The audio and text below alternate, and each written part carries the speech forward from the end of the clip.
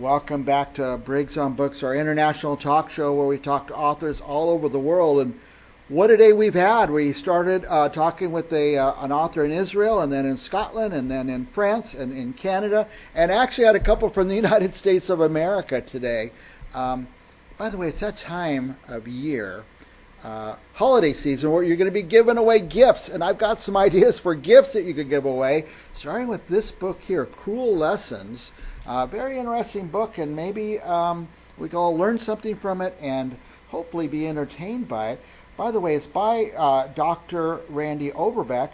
Not only do I have his book here, I think I have him here somewhere too. There he is. Dr. Randy Overbeck, welcome. I'm delighted to be here, Mike. It's good to join you. Yeah, Cruel Lessons. I hate to give it away. Can you tell our viewers a little bit about the book? Sure. The story behind Cruel Lessons is that it's set in 1995 on purpose, and it's a time when there's a drug pusher trying to deal drugs into a middle school and high school. It's a new drug I created for the book, a new hallucinogen, and some kids get a hold of the drugs and end up dying as a result of the drug. So the story is a mystery. It's basically about the school people working with the cops to figure out who's pushing drugs into the school before more kids die. Yeah. That's the essence. Now, what was your role in education? I served several roles in education. I started out as a high school and middle school English teacher, then moved and I was a college professor for several years. But most of my career, 28 years, in fact, I ran school districts. I was either superintendent or assistant superintendent of 4 different districts in Southwest Ohio. And each of the roles I loved and really enjoyed. And that from all of that experience is where most of the ideas for my stories come from. Including, you've seen, I would imagine, a lot of stuff, a lot of variety of things happen in the schools over your years. I have. Almost, everything from the very best of humankind to some of the very worst of humankind. I've had to deal with violence and drug problems in schools, as well as hand out valedictorian certificates to kids. So, yes, I've seen quite a bit. Yeah. Now, your book, Cruel Lessons, is it an entertainment story? Is it a cautionary tale? Is it something parents should be reading? I think it's all of the above. I will say, first and foremost, it's a really strong whodunit. In fact, it won Mystery of the Year last year for a national award from a group called Reader's View. So I think if a reader is a mystery lover, they're going to find a lot to whet their appetite in there. But with all of my books, every book that I publish has a part of a cautionary tale. The intent of the book is to raise a current issue that we're struggling with as a society. Yeah. And I didn't think any issue that I've dealt with so far, and I've dealt with human trafficking and racial injustice.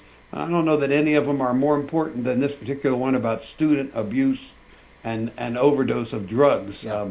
I was moved to write this because I witnessed some of these problems firsthand, and the trouble is that even though I've been out for 10 years, the problems have only gotten worse. In 2022, which is the last year that we got reliable information, we had 22 teenagers die every week from overdose, from drug overdose. Yeah. So this is all about a cautionary tale, none of which is true. I made up this drug and the story, but it is intended as a metaphor for what's going on right now in homes, in schools, that parents and teachers are trying to deal with. Yeah.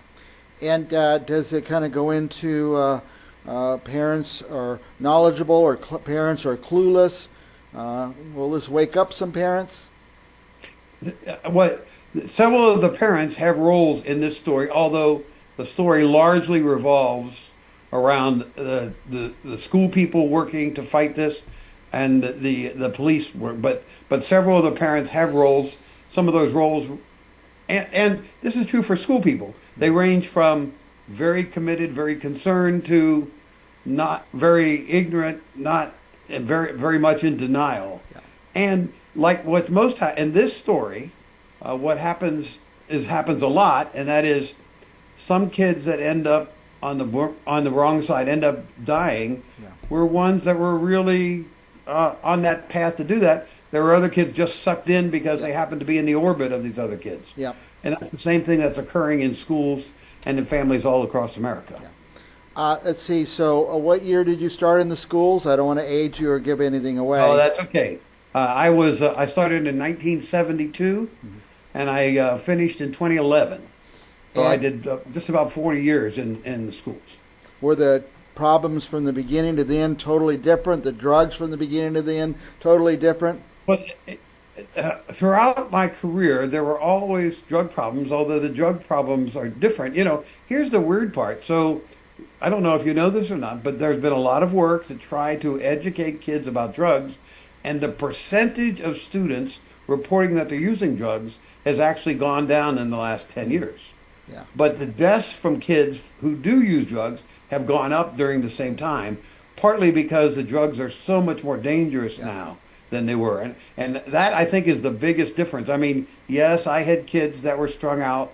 Yes, I had kids that I knew that had used heroin, those kinds of things. Mm-hmm. But there were a few kids that I work with their parents or teachers who did end up dying, but nothing like the danger that presents now, where a kid, this is from what I've been told, the kid could use one drug one time and die from that drug because they don't know what's in it.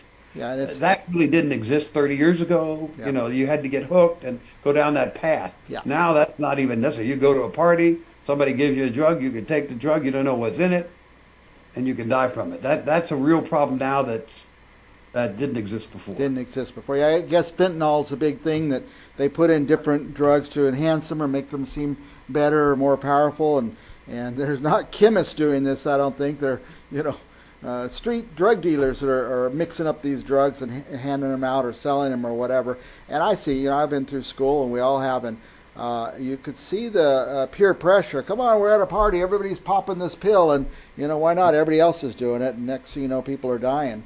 And I guess in this book, let's get back to the fictional story.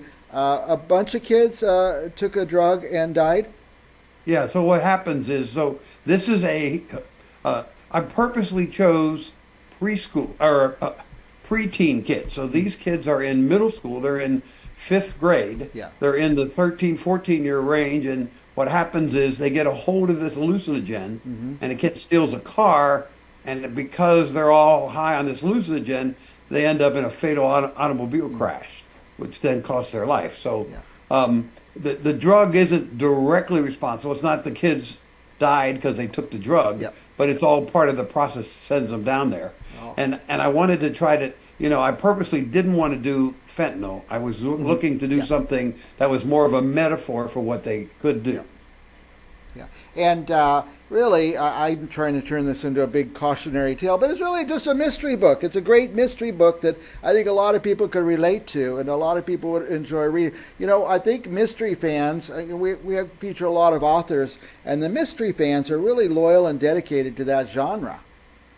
Yeah, and I have a lot of fans that have migrated from my previous books, which are paranormal mysteries, to this, which is called an atmospheric mystery.